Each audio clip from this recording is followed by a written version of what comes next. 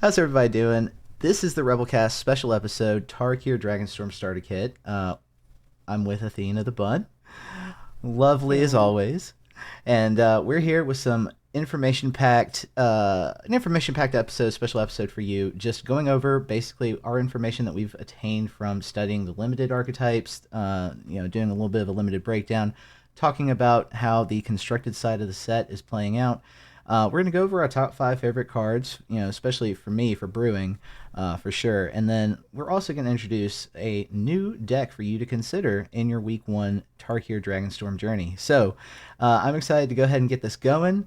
I'm gonna go ahead and first, Athena, how have you been, and been your experience so far with this set? With whether it was watching streamer events or playing in a pre-release, what have you observed so far? Uh, love first of all, love the set. Huge fan of it, like both like flavor wise and mechanically. Um, I think that out of like what I've seen on early access, I'm not like too convinced by like a lot of the things I've seen, but Like that's new like usually mechanics?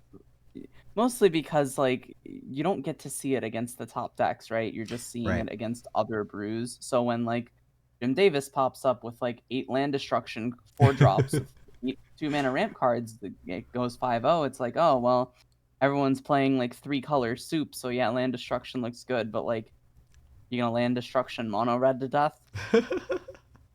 This has been my complaint about just the way that we kind of design the set. We don't really get to talk about the design of the set in the context of the meta until really today or this upcoming week when we get to experience it for ourselves. But yeah, watching the streamer events, my main thing has always been like you're not really getting a good sample of what to expect as a player, just Mm-hmm. as a player. As a viewer, there's some entertainment value there, seeing those people go off against each other and create crazy stuff, and there's some fun to be had. But realistically, it's like, how much of this can we actually get away with on ladder? I don't know. Mm-hmm. I don't know.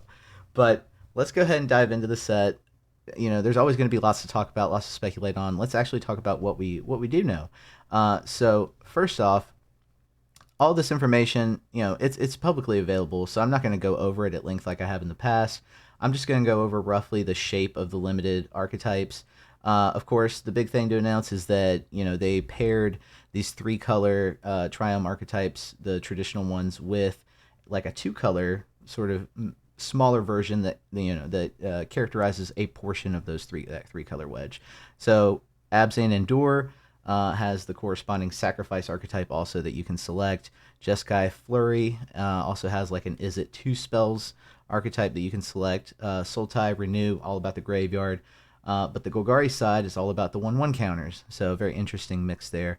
Mardu, Mobilize, be able to go wide. Swarm might be back, especially in Boros colors. I want to play Boros Convoke again, but I can talk about why later. And then Boros, of course, the corresponding archetype, go wide with tokens. Teamer has this harmonized mechanic I'm really interested in, especially in the context of some, as a mono green player. Being able to take advantage of that in the late game is always an interesting option. And then Simic is all about stuff leaving the graveyard, which makes me think about roots a little bit there. But anyway, so you can kind of see how there's of course going to be some natural organic cohesion between these archetypes and how they feed into the standard format. We've always talked about in the past how that occurs, how this is kind of a way of pushing certain archetypes in standard at large. So I'll go ahead and give it over to Athena, who's going to give us more or less some tips, a little bit of a breakdown on Limited and what we've found so far. Yeah, awesome. So the biggest thing for this set is because this is a 3 color wedge set. Usually, the best thing you can do in these types of limited environments is focus on your enemy color pairs and then find whatever the third color is you're splashing. So, for example, if you go for Golgari colors, you can either splash white into Abzan or you can splash blue into Sultai. Those are usually the types of things you want to be doing for these like draft environments. For especially for sealed, the you have a lot of potential for this like weird like 4 or 5 color soup. There's a lot of fixing, a lot of we have the uncommon tricolor lands, and outside of the mobilize mechanic, the format seems to be like a little bit on the grindy, slow side, especially when you introduce all these like tapped 3-color lands. So you're really gonna have these like grindy games, it seems like, and even like looking at what people are talking about in the Discord from their pre-release, they've kind of had like a little bit of a similar thing where like people are really high on like the more grindy the color sets for it. That said, because the set has such a heavy spread of threats, because you have these like focus on cheap creatures and some archetypes, and then a big focus on like the dragons, uh, you're gonna need to have like multiple answers available in your limited decks, because otherwise you're gonna find yourself, if you're just running a bunch of like whatever it is, the Golgari dragon that kills things of mana value 3 or less, then you're gonna end up in big trouble if you're not able to kill the dragons of the format. So you gotta make sure your removal is a little bit more spread out properly. So the good news is all of this information and more, including tier lists for individual colors and all the archetypes, is going to be in the MTG Rebellion limited breakdown, which you can get to by following the link below. Credit goes out to Casual Spike from our Discord. He's our local limited loving Praetor, so shout out to that guy. Does great work on all of this stuff. Oh yeah, thank you for putting that together, Casual Spike. We definitely appreciate your Praetor status in the Rebellion. You do good work. Okay, so yeah, as Athena said, get that in the description below. My one little question before we sort of talk about constructed, do you think you just talked about dragons, the diversity of threats that are available, in particular dragons? Do you think dragons are here to stay? Are they going to feed into standard, or is this more or less going to be something better for limited play? Playing a lot of like high cost dragons. The problem is you have to look at it in the context of the meta. So if you look at the current meta, we're in a very fast, aggressive format at the moment, which makes a lot of these higher cost dragons a lot riskier to play. The Omen mechanic is really interesting with them because it lets you play something earlier in the game, but there's very few dragons. I actually think there's only like 3 or 4 dragons I would like in our current constructed formats. And outside of those, nothing really. I will say, I don't know if this will be relevant for older formats, but the Behold a Dragon cards are actually a lot better than the dragons themselves. They have like instant speed Obolt, 1 mana -3/-3. There's like a what is it, like a 5 damage to Yep. something, gain 2 life. There's some really powerful stuff in there. What is it? There's a 2 mana, counter unless your opponent plays 2, but make Oh it pay God. 4 instead if you behold the dragon. Like a lot of really cool like behold cards that I think matter a lot more than the dragons themselves. I feel like I would look more towards which one of those cards you want before anything else if you're building a dragon deck. That makes a ton of sense. I myself put together just really hastily a Jeskai Dragons build, trying to get Zergo and Ojutai back into action. But yeah, the OCS Exhale, which is the white, 2 mana, 5 damage. You get to gain 2 life if you behold a dragon. I definitely had to slot a couple of those in there, and my favorite is the counterspell. It's make disappear reprinted, but you get the extra boost there if you behold a dragon, which is better than having to sacrifice something to make it. Max's favorite is the counter spell, guys. Oh my What have god, we no. done? Who Oh are my you? What have you done god. with Max? I just realized that. Oh my Uh, gosh. I did. Yeah, I talked positively about a counterspell. That's insane. yep, Okay. yep. But yeah, I do think there is going to be some impact. We'll get a chance to talk later about the impact of the set on the standard format. I am excited for a few cards, I will say, and we'll talk about our favorite cards. But Athena, what are some of the themes, if we're talking constructed, that have come out of this set?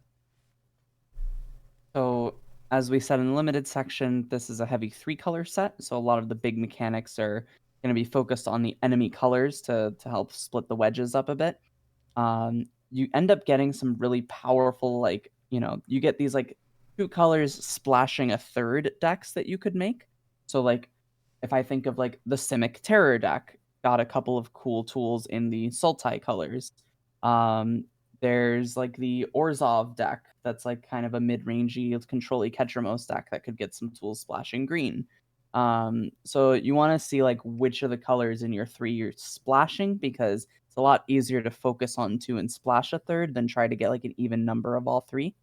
I think the biggest thing if you are going to be playing 3-color decks is like put some number of basics in your deck, Mm. because not only is there like a new card that's going to have this Ponza effect of destroying your lands, but there's already things like Demolition Field with Sarah Paragon and things of that nature in the format. So something to look out for. Play 2 to 3 basics in all of your 3-color decks so you don't get punished too hard.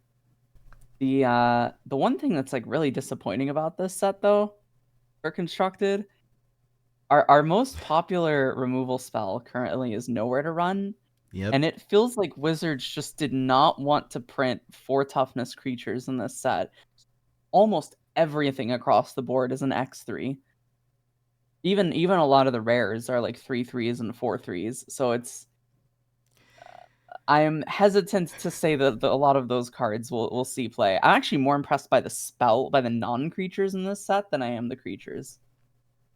Yeah, that's really odd Yeah. for like we're going back to a plane that's very wild, very creature based in lore. So it's very interesting to see that they didn't really amp up the power level correspondingly with the way standard's power level has been going up since the last time we were in Tarkir, really for the creatures in the Mhm. set. It's very interesting. And yeah, like I remember dragons back in original Tarkir, they were very powerful. And you could build decks just based on that archetype, but we're struggling to see how to build a real dragon deck in this set, with the way the standard meta Times works. changed, old man. I know. Don't remind me. Oh, but yeah, I bemoan the lack of X4s and above. One of my favorite cards that I almost put on the top five for this episode, but I did end up talking about in the state of the meta. The Sirach uh, is a 4/3. It's like, yeah, it can't be countered, but nowhere to run. Yeah. Anyway, Mm. I bemoan that. But let's go ahead and dive into that. What are our top five favorite cards for this set? And Athena, we'll start with you. I love your list. I tried not to overlap with yours too much, but I do. I totally adore Mhm. your list. Go ahead and jump in. All right, so I just want to give an honorable mention. There is a new card called Sun Pearl Kirin, like a 2-mana 2/1 flash creature that when it enters, it bounces something that you have, and if it hits a token, you draw a card. Definitely good for pixie decks of all different varieties if they have white in them. The question is always going to be: A, do you want more than 8 of those bouncy creatures? And 2, if you do, or regardless if you do or don't, is it better than either one of the ones you currently have? And there's Hmm. some debate, the 1 toughness all the time is gonna be a problem compared to, like, the 3 on Fear of Isolation, just as an example. But the flash speed's pretty powerful, so watch out for that card in random various pixie decks that you'll see. Other 100%. than Yeah. that, yeah. Other than that, my number 5 is this is my put a pin in it for later. Hollow Merc Siege. I absolutely adore this card. It is a Golgari enchantment with 2 sides to it. The first side, which is actually the one that I am more excited about, is the Sultai side. Since when it enters, you choose either Sultai or Abzan. You choose which effect you get. The Sultai side is whenever a counter is put on a creature you control, draw a card. It only triggers once a turn. Reminds me a lot of Caretakers. And then the benefit is, one, this is 2 mana, so you're playing your engine on 2 like a Beanstalk would be. And 2, this plays really, really well in multiples because you get access to the Abzan side as well if you're playing that type of deck. It's definitely a put a pin in it sort of thing because we're not playing this until Lockdown rotates. But once Lockdown rotates, you could kind of see this card going crazy. I would say number 4 would be Awaken the Honored Dead, is a 3-mana Sultai saga where the first chapter is destroy an on-land permanent, the second chapter is mill 3, and then the third chapter is you can discard a card, and then if you do, you can return I think, creature or land from your graveyard to your hand. I think the baseline, the floor of this card is already playable because it's the same floor as like Maelstrom Pulse or Legion to Ashes, where it's just 3 mana, any non-land permanent gone from the board. And then the upside can be pretty crazy, especially once you start to get into graveyard decks. Like this, like comes down, destroys the Rest in Peace, then sets up your graveyard in one card, which is a big boon for these types of graveyard decks. Number 3 on my list is Magmatic Hellkite. This is more of a meta call pick than anything. A 4-mana 4/5 flyer is already statted pretty well into the current removal of the format. And then when you add in the Ponza effect that stun counters the land that comes in, this is like the perfect anti-pixie card. The question becomes what deck is going to play a 4-mana 4/5 red creature that like Ponzas you on ETB, but if you can find something like a Rakdos midrange deck running like these and Lynxes, then you can probably find something that beats up on Pixie pretty well. Number 2, unsurprisingly for anyone that knows me, is Elspeth Stormslayer. That's the 5-mana planeswalker running through its abilities. The static is like a doubling season effect, I think, or whatever the card is called. Anointed Procession. That's it. Yeah. Where you like double the amount of tokens that you make. The +1 makes a token, which would make 2. The 0 buffs your whole board and gives it flying for a turn, and the -3 kills a big creature. It's a very classic Elspeth card, and I think caretaker decks in general always need more ways to close out the game, and this is very much like hits the board uncontested, boom, you end the game like pretty much on the spot. So super excited to play this card in caretaker decks, which are not the worst positioned at the moment. They kind of struggle with Pixie, but everything else is like at least doable. And then I my was going to number ask you. one. Oh, sorry, Sorry go to ahead. interrupt, but at some point I was going to ask you about the health of that. But thank you for answering that question. Yeah, Mhm. yeah. I think there's room for that deck to come back. I'll just say that. Number 1 on my list is Rakshasa's Bargain, which is a weird mana cost. It's a bunch of hybrid mana, but essentially it is a 6-mana card that you can cast for 6 colorless, or you can cast for 3 mana if you have Sultai colors, or kind of anything in between, depending on the colors you have. And it is essentially Memory Deluge that puts the extra cards in your graveyard and triggers beans, which is absolutely insane. You get a 3-mana Memory Deluge. It puts things in your graveyard, and it draws you a card if you already have beans. I think this could slot into different builds of Domain. I think that if we look at things like the Simic Terror deck, that you could splash black into that to play this and maybe Awaken the Honored Dead. I think there's a lot of things you could do with this card, and it compares pretty favorably to Stock Up, I think, and we've already seen how good Stock Up can be. Wow. So yeah, those are my top 5 picks. Max, if you want to get any words in, otherwise, go I was ahead gonna and give us I was your gonna wait. picks. Yeah, I waited till the end. I love the Magmatic Hellkite pick, especially. I love the idea of punishing two of the decks that have been in tier 1 a lot in the past 7 weeks, Domain and Pixie Mm, especially. But just the ability to slow those down, possibly even slow Demir down a little bit. I don't know. I love it. I love Magmatic Hellkite. I think that was an intentional design mm, choice. I'll give mm-hmm, them maybe more credit than they're due on that one, but I think it was. But in any event, let me go ahead and shift over to my top 5. Sorry, I've been looking up. I've been busy over here clacking away, looking up some of these cards that you picked just to kind of make sure I understand them. And yeah, I have to say that you have a healthy top 5. Mine, uh, I just let's start with the honorable mention here and why it's an honorable mention. Windcrag Siege. I like this cycle of Siege cards. They're a little cheaper in mana value than the last cycle that when we were back in Tarkir. This one especially is niche, I think, in the metaphor like Boros Convoke, Jeskai Convoke. Both abilities, depending on how you build the deck, have a chance to pay off. If you're a heavy user of War Leader's Call, I especially like this card. So it deserves kind of a mention, but it is very niche in the sense that it's a deck that's outside the meta. Swarm isn't a strategy yet. It could be. We'll see after week 1 whether a Swarm deck makes it through. But yeah, if you are gonna play Swarm, I think this is a good pick. Anyway, let's get to my top 5. And we'll start with the most controversial. Controversial because people either don't think this card has any value or they're very high up on it. So, Mistrise Village, of course, you have to have a mountain or a forest for it to enter untapped. But if you play it, late game scenario, you're able to get a spell through that can't be countered. And I think in mid range decks, especially, this is going to be valuable. Maybe decks like, I don't know if Domain wants this, right? But if Domain does take it, then being able to play some cards that we weren't able to play before as a Domain pilot.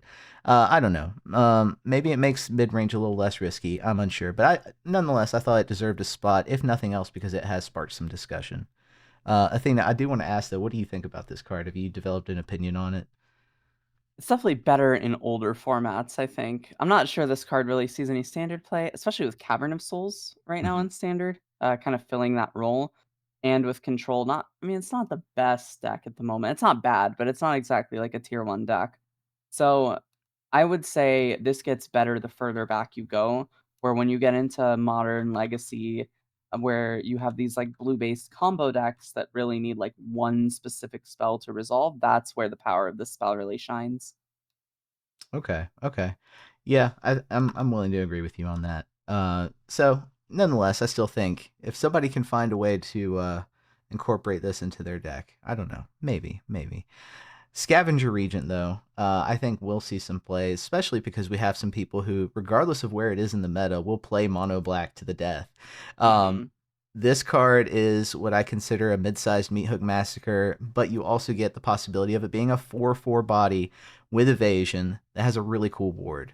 So I love this for dragon decks that are going to use black dragons, but I also just love this in general for mono black, which I think always needs to be a deck for a meta to be healthy. That's my hot take. But anyway, my number three, this one, I don't know if it's a build around. I don't know if it's going to get incorporated into specific shells.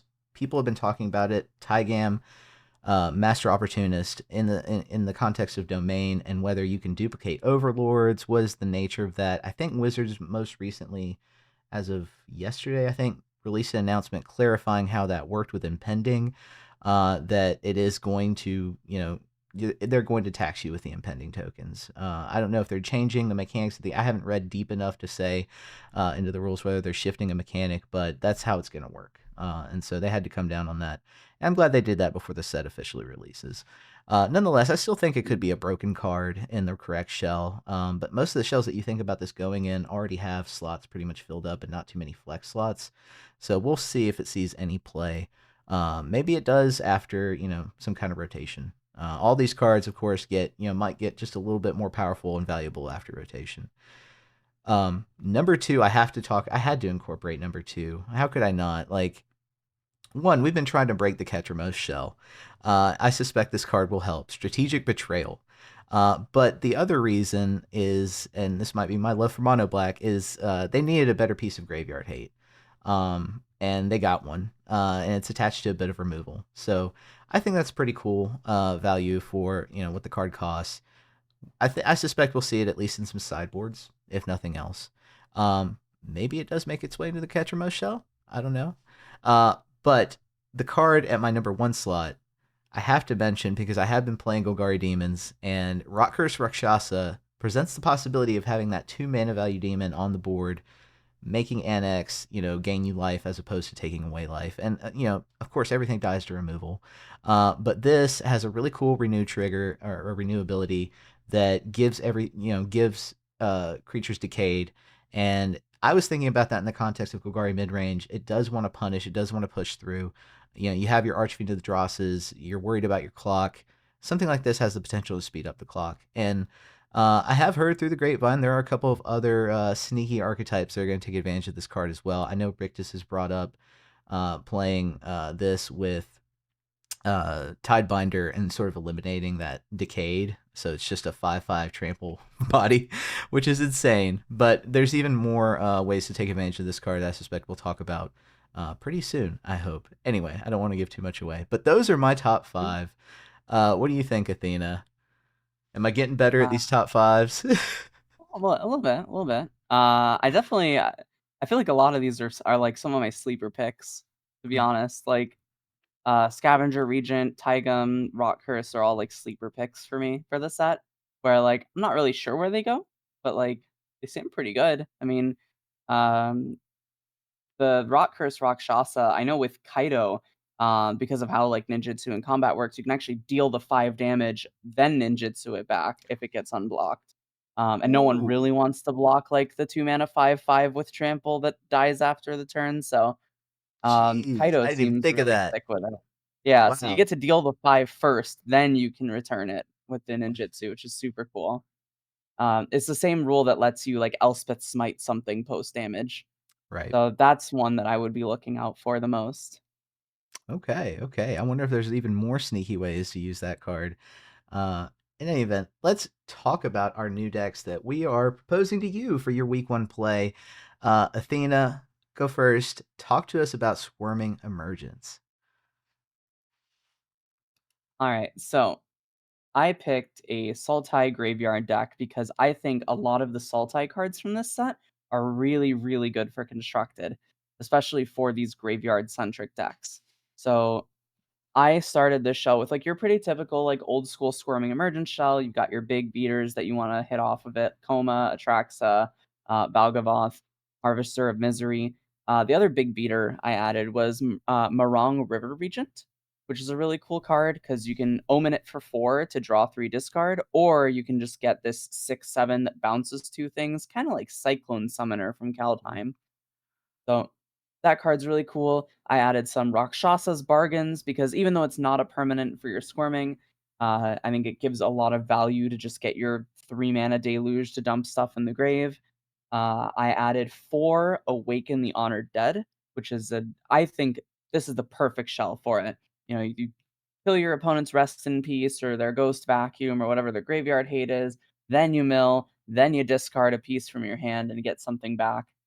So I think that card's super solid. And then I think in terms of the Sultai shell in general, the Fanekeeper's Familiar is a crazy good sideboard card because of just how versatile it is. Yes, it dies to nowhere to run, but it has good ETB value and it has flash. So you could just catch your opponent unaware with it. And it does also give you the ability to just play creatures that don't rely wholly on your graveyard while also beating the grave hate with it since it destroys enchantments.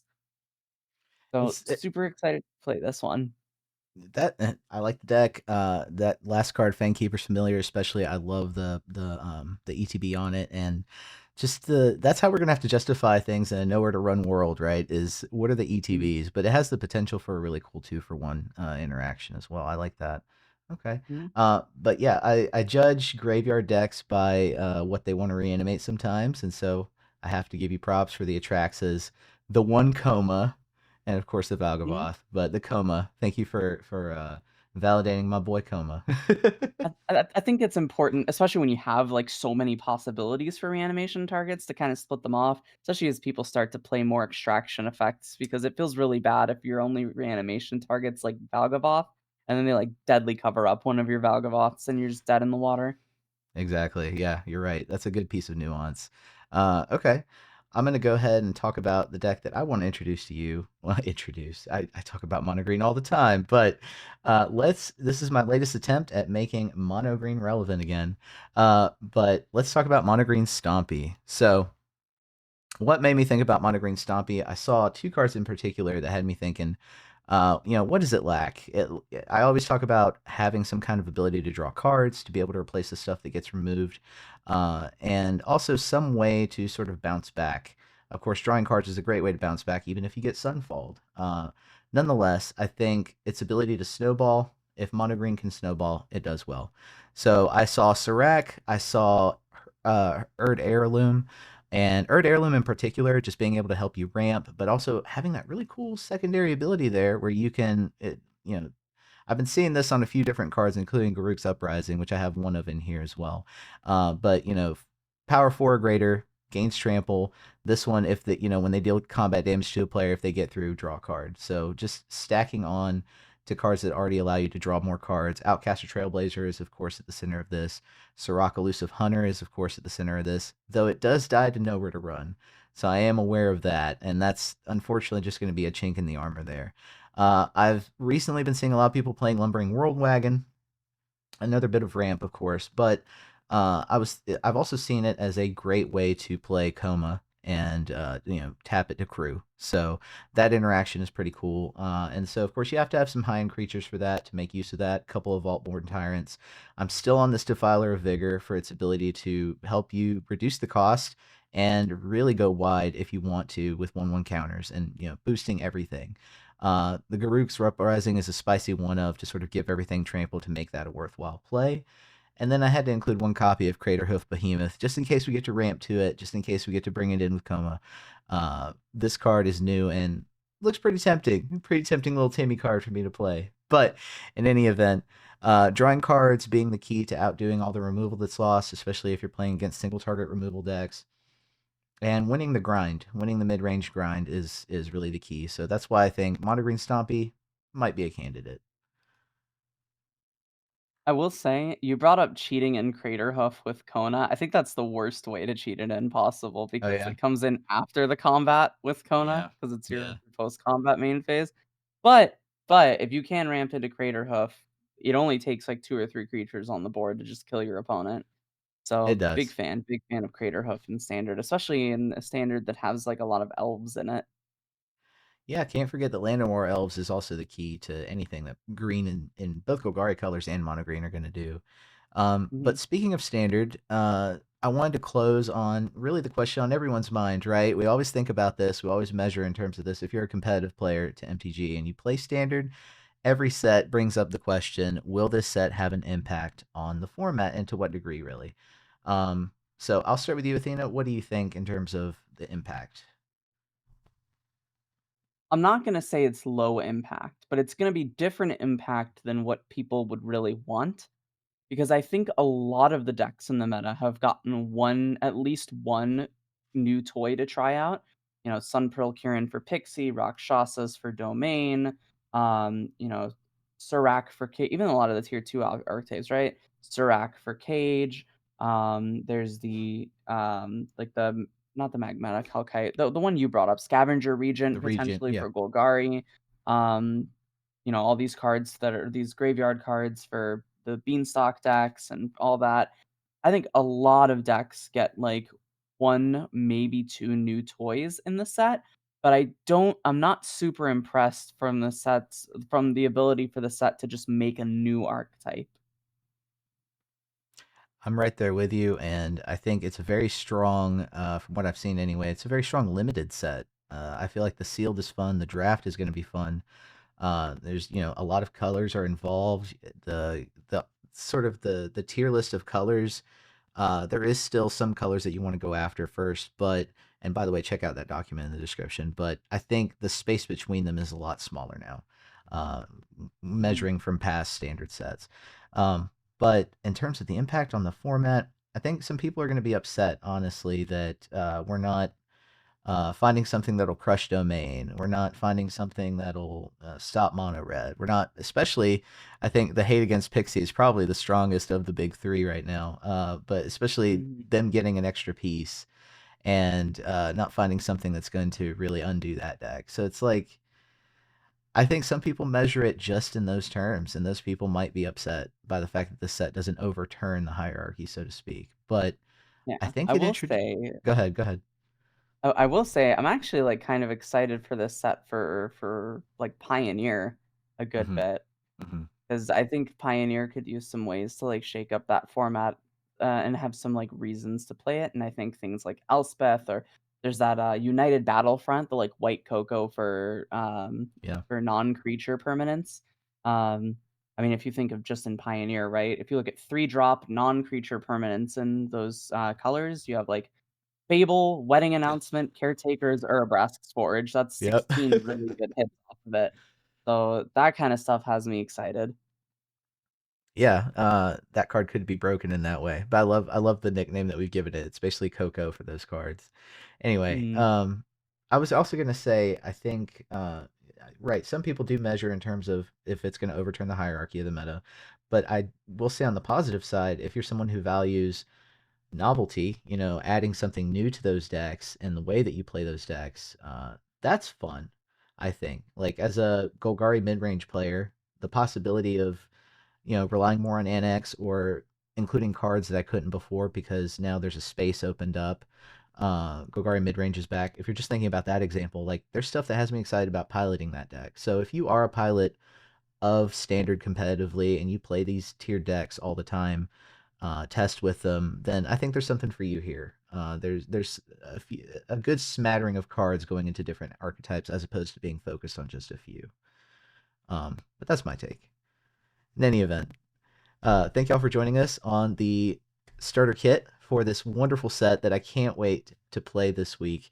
I'm not gonna do what I typically do, which is grind before the set releases to get in a really high position. I want to experience like platinum on Arena when this is out. So I want to see what people play. I'm excited to go and see that. Um, what are you excited for? Anything in particular? Oh, I'm excited to see how little graveyard hate people are running on Arena finally punished. That's what I can't wait to see. Between Awakened, Rakshasas, Fane Keepers, like Emergence decks, Sultai Terror decks, I can't wait to see it. Roots. But anyway, yeah, like that's what I said to Rictus was the graveyard hate slots are gonna go first when people try to slot in new things. Mhm. Can't wait to see it. But that's all the time we have for today. Right. And this episode of the Rebelcast is sponsor free. So, if you'd like to contribute to what we do and make sure we stay in the game as long as possible, consider making a purchase in our merch store or joining the rebellion. That's right. And until next time, untap, upkeep, Resist. resist.